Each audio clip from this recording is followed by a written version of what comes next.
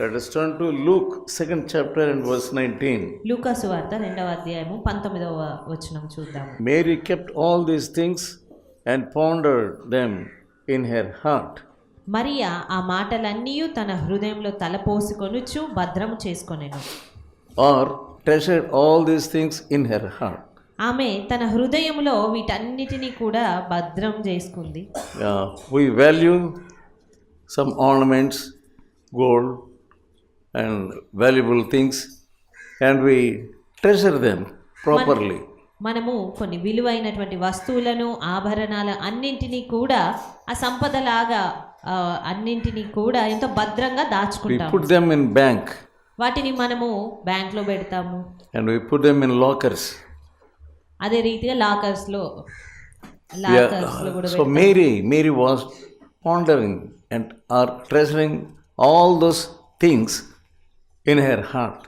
ఇక్కడ మరియను చూసినట్లయితే మరియా ఆ మాటలన్నిటిని కూడా హృదయంలో భద్రంగా దాచిపెట్టుకొని ఉంది. What were those words? The words of angels, the words of shepherds, and the words of Elizabeth, and the word of God. మరి మరియ భద్రం చేసుకున్న మాటలు ఏంటి అంటే ఆ యొక్క దూతలు చెప్పినటువంటి మాటలు, గొర్రెల కాపరులు చెప్పిన మాటలు, దేవదూత చెప్పిన మాటలు, ఎలిజబెత్ చెప్పిన మాటలు, వాటన్నిటిని కూడా భద్రంగా దాచిపెట్టుకుంది తన హృదయం. What the angel told her. మరి దేవదూతలు ఆమెకు ఏం చెప్పారు? So about the son that God was giving to her. దేవుడు ఆమెకు అనుగ్రహించబోయేటువంటి కుమారుని గూర్చి దేవదూతలు సెలవిచ్చారు. How the son would be. ఏ రీతిగా ఆ కుమారుడు ఉండబోతున్నాడు? He will sit on the throne of David. అతడు దావీదు సింహాసనం పైన ఆసీనుడవుతాడు. There is government on his shoulders. అతని భుజముల మీద రాజ్యభారం ఉంటుంది. 17th verse. 17వ వచనము. త్వరగా వెళ్ళి మరియను యోసేపును తొట్టిలో పండుకొని ఉన్న శిశువును చూచి. Here we see about shepherds. మనము గొర్రెల కాపరులను గూర్చి చూసాము. All of a sudden those people, they gathered around manger, and the little one in the manger, and the Mary and Joseph. ఆ యొక్క గొర్రెల కాపరులు అకస్మాత్తుగా అక్కడికి వెళ్ళి ఆ యొక్క పశువుల శాలలో తొట్టిలో పండుకొని ఉన్న శిశువు చుట్టుముట్టారు. మరియను యోసేపును చూశారు. They are with stinking dress. వారి యొక్క మురికి వస్త్రాలతో. But their heart was pleasing unto God. వారి వస్త్రాలు మురికిగా ఉన్నప్పటికీ కూడా వారి హృదయాలు మాత్రం దేవునికి సంతోషపెట్టే హృదయాలుగా ఉన్నవి. It was so strange things to Mary. అదంతా కూడా మరియ చూసినప్పుడు ఆమెకు ఎంతో వింతగా ఉంది. So she did not forget anything, but she was pondering. కానీ మరియ ఇవన్నీ చూసినప్పుడు ఏ విషయాన్ని ఆమె విడిచిపెట్టలేదు కానీ వాటన్నిటిని కూడా తలపోసుకుంటుంది. 18th verse. 18వ వచనము. గొర్రెల కాపరులు తమతో చెప్పిన సంగతులను గూర్చి విన్న వారందరూ మిక్కిలి ఆశ్చర్యపడిరి. So these are wonderful things. అవన్నీ కూడా ఆశ్చర్యమైన సంగతులు. Touch the hearts of the hearers. విన్నవారి యొక్క హృదయాలన్నిటిని కూడా ఆ మాటలు తాకగలుగుతున్నవి. Let us also see again Luke 1st chapter. అదే రీతిగా లూకా సువార్త 1వ అధ్యాయము and 30th verse. 30వ వచనం Here చూసినట్లయితే we see Gabriel. ఇక్కడ మనం గాబ్రియేల్ దూతను చూస్తా ఉన్నాము. He said, "Fear not." ఇక్కడ భయపడకుము అని ఆ దేవదూత చెప్తున్నాడు. The Lord found favor in your life. దేవుని వలన నీవు కృప పొందితివి. And that first verse. 31వ వచనం. He shall be called the Son of the Most High. The Lord God shall give him the throne of David. నీవు గర్భం ధరించి కుమారుని కానీ ఆయనకు యేసు అని పేరు పెట్టుదువు. ఆయన గొప్పవాడై సర్వోన్నతుని కుమారుడు అనబడును. ప్రభువైన దేవుడు ఆయన తండ్రి అయిన దావీదు సింహాసనమును ఆయనకిచ్చును.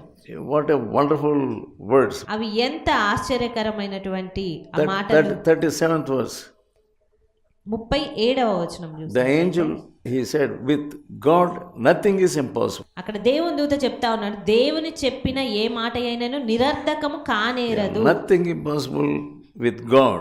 దేవునికి అసాధ్యమైనది ఏది లేదు, ఏది నిరర్ధకం కాదు ఆయన She చెప్పింది. accepted everything. ఆ రీతిగా చెప్పినప్పుడు ఆమె ఆ మాటలన్నింటినీ కూడా అంగీకరించింది. So when we hear the word of God, మరి మనం దేవుని వాక్యం వింటున్నప్పుడు time and again we are hearing the word of God here. మళ్ళీ మనం ఇక్కడికి వచ్చినప్పుడల్లా దేవుని వాక్యం వింటూ ఉంటాము. We are also listening to the word of God through the messages on YouTube and so on. అదే రీతిగా యూట్యూబ్లలో వచ్చేటువంటి మన వర్తమానాలు ద్వారా కూడా దేవుడు మాట్లాడుట అనేది మనం Sometimes వింటున్నాము. God is speaking to you through the word of God directly, కొన్ని మాటలు దేవుని వాక్యం ద్వారా సూటిగా దేవుడు మీతో మాట్లాడుతూ ఉంటాడు. through the words that are kept in your heart. మరి మీ హృదయాల్లో పెట్టబడినటువంటి ఆ మాటల ద్వారా But Mary accepted everything. Mariya చెప్పబడిన సమస్తాన్ని కూడా అంగీకరించింది. That is the power of God, అది దేవుని శక్తి, power of the Holy Spirit. పరిశుద్ధాత్ముని శక్తి. The angel said, the Holy Ghost will come upon you దేవుని దూత చెప్పాడు, పరిశుద్ధాత్ముడు నీ మీదకి వస్తాడు, and you will be conceived. అప్పుడు నువ్వు గర్భం ధరిస్తావు. That is the power. అది శక్తి. The power of God makes you to ponder over all these things and to rejoice in the word of God. దేవుని శక్తి మనలో ఉంచబడినటువంటి మాటలన్నిటిని కూడా తలపోసుకోవడానికి, వాటిని బట్టి సంతోషించడానికి సహాయం It చేస్తాడు. depends upon your response.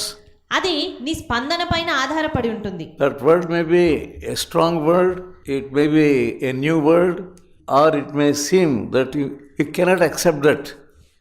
నీకు చెప్పబడే ఆ మాటలు ఒకవేళ అది వింతైనదే కావచ్చు, లేకపోతే అది ఎంతో బలమైనది కావచ్చు, కానీ It seems unacceptable. అది ఒక్కొక్కసారి నీకు అది అంగీకరించగలిగినదా అన్నంతగా కూడా ఉండవచ్చు అట్టి మాటలు. It depends upon your response. కానీ అదంతా కూడా నీ స్పందన పైన మాత్రమే ఆధారపడి It may be a strong rebuke. అది ఒకవేళ తీవ్రమైనటువంటి గద్దింపే కావచ్చు, It may be a bitter word. అదొక చేదు మాట అయి ఉండొచ్చు. But if your heart is not right with God, కానీ నీ హృదయం దేవుని ఎదుట సరైనదిగా లేకపోతే your response will be negative. నీ యొక్క స్పందన అనేది అది వ్యతిరేకంగా ఉంటుంది. It will not be sweeter than the honey in your heart. అలాంటప్పుడు అది తేనె కంటే మధురంగా నీ యొక్క హృదయంలో ఉండదు. Remember, God's dealings always will not be like honey. దేవుని సంప్రదింపులు అనేవి అన్ని మార్లు తేనె వలె మధురంగా ఉంటాయని The word of God may be sweeter. దేవుని వాక్యము మధురంగా ఉండేదే కావచ్చు, It may be mighty. అది బలమైనది కావచ్చు. But if your heart is not right, కానీ నీ హృదయం సరైనదిగా లేకపోతే nothing will happen in your heart. నీ హృదయంలో ఏది జరగదు. You will become like a stone. నీ ఒక రాతి వలె అవుతావు. You cannot respond positively, అప్పుడు నీవు ఒక సరి అయిన విధానంలో స్పందించలేకపోతావు. but you will act according to the word which you hear. కానీ నీవు దేవుని వాక్యాన్ని వింటున్నప్పుడు ఆ వాక్యానుసారంగా వ్యవహరించగలగాలి. As per the response, what did she do? What Mary did? ఆ యొక్క మాటలు విన్న తర్వాత మరి ఏ రీతిగా స్పందించింది? 39th verse. 39వ వచనం. What did she do? మొట్టమొదటగా ఆమె అంగీకరించింది. ఆ తర్వాత ఆమె ఏం చేసింది? Mary arose. మరియ లేచి, Yeah, she arose. ఆమె లేచింది. You have to arise from your situation. నీ పరిస్థితి నుండి నీవు లేవాలి. I don't know in what situation you are in. నీవు ఏ పరిస్థితుల్లో ఎలాంటి స్థితిలో ఉన్నావో నాకు తెలియదు. What is your response? కానీ నీ స్పందన ఏ రీతిగా ఉంది? She arose, that's all. ఆమె లేచింది అంతే. Immediately she arose. వెంటనే ఆమె లేచింది. You must take action immediately. నీవు వెంటనే నీ స్పందన అనేది జరిగించాలి. Otherwise, your negative thinking will become poison in your heart. లేదంటే నీ వ్యతిరేక తలంపులు నీకు విషపూరితంగా మారుతాయి. So it depends upon the response. అది నీ స్పందన పైన ఆధారపడి ఉంటుంది. When your heart rebukes you, నీ హృదయము నిన్ను గద్దిస్తున్నప్పుడు respond to it.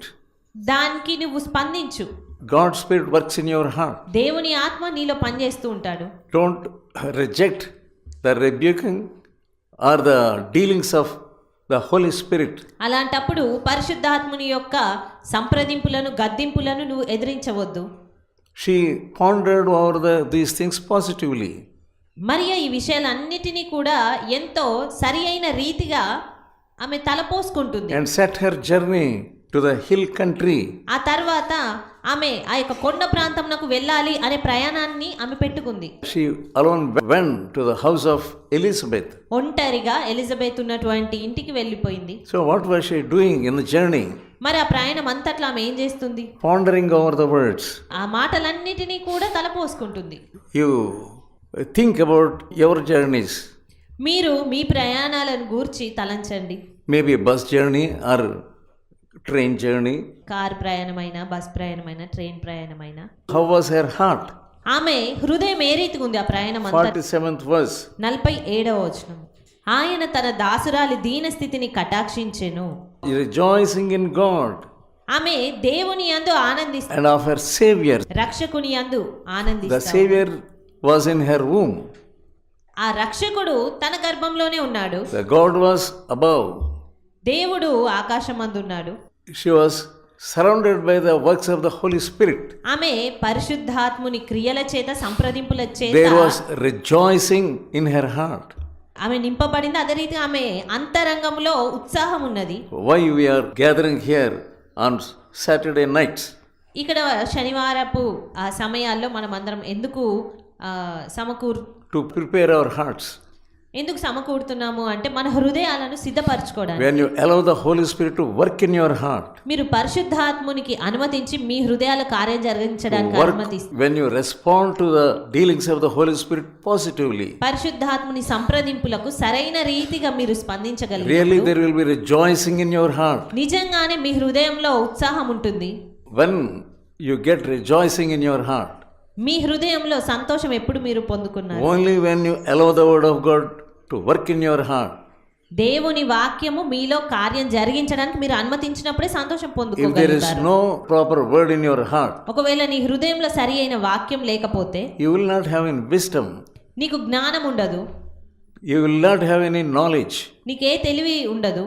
Only the word of God will give you wisdom and knowledge. దేవుని వాక్యము మాత్రమే నీకు జ్ఞానమును తెలివిని It is ఇవ్వగలుగుతుంది. the most important thing అది చాలా to ప్రాముఖ్యమైన be విషయం. pondered over in your heart. నీ హృదయంలో వాటన్నిటిని తలపోసుకోవడము అనేది